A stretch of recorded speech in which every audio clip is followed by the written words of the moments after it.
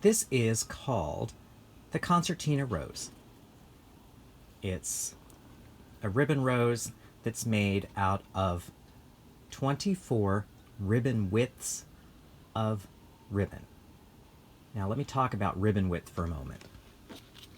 Ribbon width, you use the increment of the width of the ribbon when determining how much ribbon you make the rose from. So this one is 24 ribbon widths. I'll talk a little bit more about that in just a moment. We're using ribbon width as our increment of measure.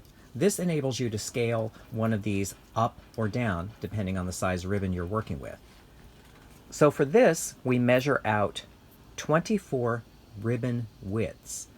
In this example, 24 times 5/8 is roughly 18 inches. So I'm going to measure out, and you don't have to get out your micrometer for this. 18 inches there is what we want, because here we're going to be folding this 90 degrees. Ultimately, we will be pulling the ribbon this way to make this work. So you don't want to waste more ribbon. This way, having this attached to your bolt of ribbon will ensure that you don't waste ribbon. So now, this is how we're going to fold. I like to fold away. Fold it like this. So you're folding this into kind of a square. It's going to stack up on itself, you can see. And you just keep working down the ribbon until you have folded this up and you've run out of ribbon. So now I'm going to go off camera and finish folding, and I will meet you back here. Almost finished. And this doesn't have to be perfect, as you can see, because flowers are not perfect in nature. So you're going to have this little stack. And as we get towards the end, this end is going to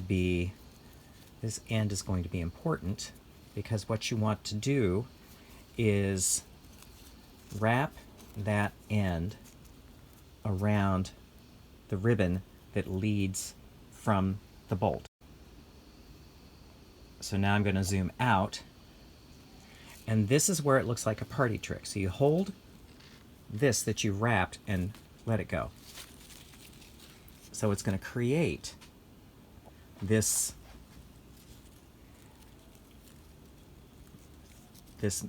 configuration here. So now this is where you hold this, the ribbon is wrapped around, and then you pull.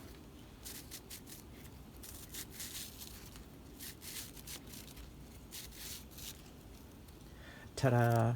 I somehow feel there should be applause there. So at this point then, you can cut off this tail. Next, I'm going to talk about securing that end and then sewing this onto the crinoline. So, give you a good look at this. Isn't that beautiful? To secure, again, I'm using a contrasting thread. You would use a matching thread. You want to sew 2 or 3 times. Just kind of keep this from coming loose so you can manipulate it. And then, pretty, huh? Then you come to your piece of crinoline, and you're going to stitch down into the crinoline. I'll just say right there.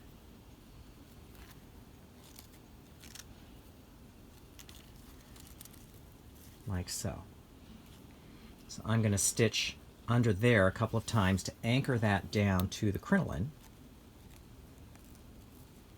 Because once we anchor it to the crinoline, we need to stitch some stitches up through the entire flower to keep everything from unraveling.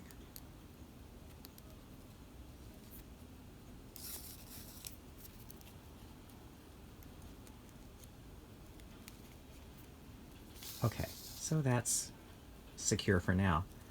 So again, you can flatten this down a little bit, and you can style this around, in or out. That's you can manipulate it a little bit. So now I'm going to come up through the center. Yeah, bring the needle. There's the needle. And stitch down and through. So the object here is, especially if you're using a matching thread, these stitches are not going to show, but you want to come up through this flower, and you want the stitches to hide in the folds whenever possible. Because stitching through several times is going to keep it from untwisting. You don't want it to untwist. You want the twist to remain. And again, that would be matching thread.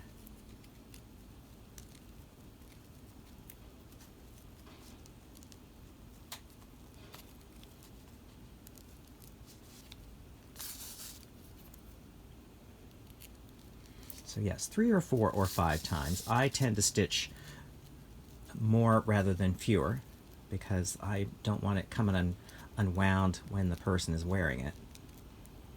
Okay, I'm just going to go one more here. And then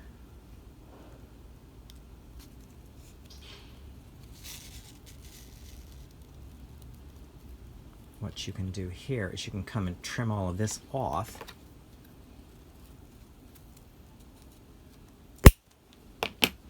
And tack the last fold down over it.